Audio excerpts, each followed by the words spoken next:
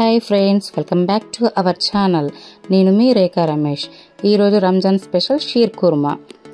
దానికోసం నేను 1/2 లీటర్ పాలని ముందుగానే కాగబెట్టుకుంటున్నానండి. అలాగే 4 గంటల పాటు నానబెట్టిన డ్రై ఫ్రూట్స్ని చిన్న చిన్న ముక్కలుగా కట్ చేసుకున్నాను. ఇలా చిన్న చిన్నగా కట్ చేసుకొని పక్కకు పెట్టుకోవాలండి. షీర్ కుర్మా కోసం పేనీలు లేదా సన్నని సేమ్యాలు అంటారండి వీటిని. అలాగే ఇందాక చాప్ చేసుకున్న డ్రై ఫ్రూట్స్, ఎండు ద్రాక్ష, ఖర్జూర, ఎండు ఖర్జూర,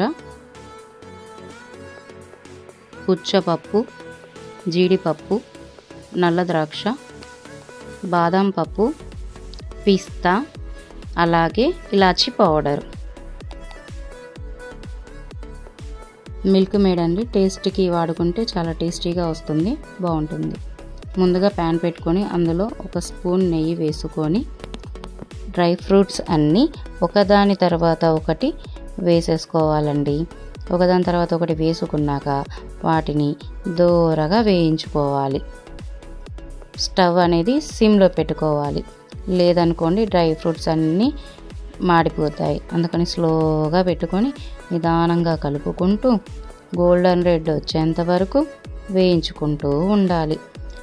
కలుపుతూనే ఉండాలి, కలపడం కూడా ఆపకూడదండి. ఆపినామనుకోండి ఆ పక్క బ్లాక్గా వస్తుంది మళ్ళీ.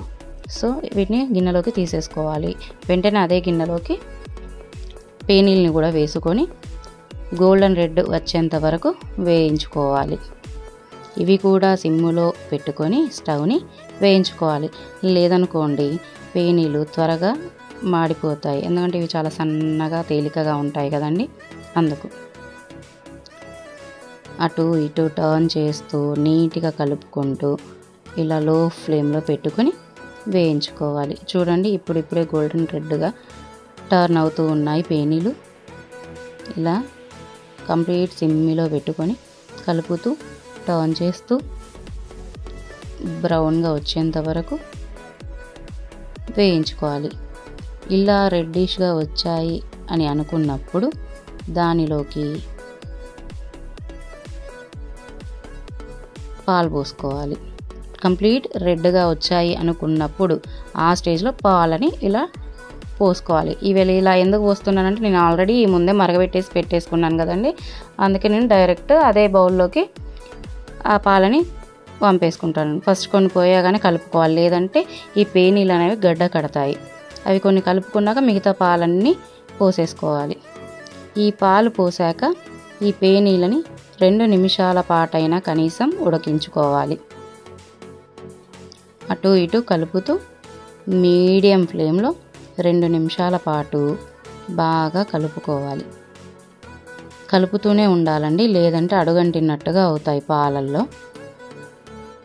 మీగడ కూడా పట్టకుండా సైడ్ ఎంబటి కానీ మధ్యలో కానీ కలుపుతూ ఉండాలి, లేదంటే మీగడ పడితే మళ్ళీ దాని రుచి మారిపోతుందండి. అందుకు మీగడ పట్టకుండా పాలను కలుపుతూ ఉండాలి. 2 నిమిషాల పాటు అలా ఉడికించుకున్న తర్వాత మనం ఏదైతే మిల్క్ మేడ్ తీసుకున్నామో దాన్ని మొత్తం అందులోకి టర్న్ చేసుకొని వేసేసుకోవాలి. మేము స్వీట్ ఎక్కువ తింటామండి, మా వారికి తీయగా ఉండాలి. అందుకు కొంచెం ఒక 1/2 బౌల్ షుగర్ కూడా యాడ్ చేసుకొని కలిపేసుకుంటున్నాను. స్వీట్ తక్కువ తినే వాళ్ళైతే ఆ మిల్క్ మేడ్ ఒకటి సరిపోతుంది. స్వీట్ ఎక్కువ తింటే మాత్రం మాలాగా కాస్త షుగర్ని కూడా యాడ్ చేసుకోవాల్సి ఉంటుంది. తర్వాత డ్రై ఫ్రూట్స్ కూడా వేసేసుకోవాలండి. వేసేసుకొని మెల్లగా మొత్తం నీట్గా కలుపుకుంటూ ఉండాలి. చాలా సిమ్లో ఉండాలండి స్టవ్, లేదంటే అడుగంటిపోతుంది పేనీలు.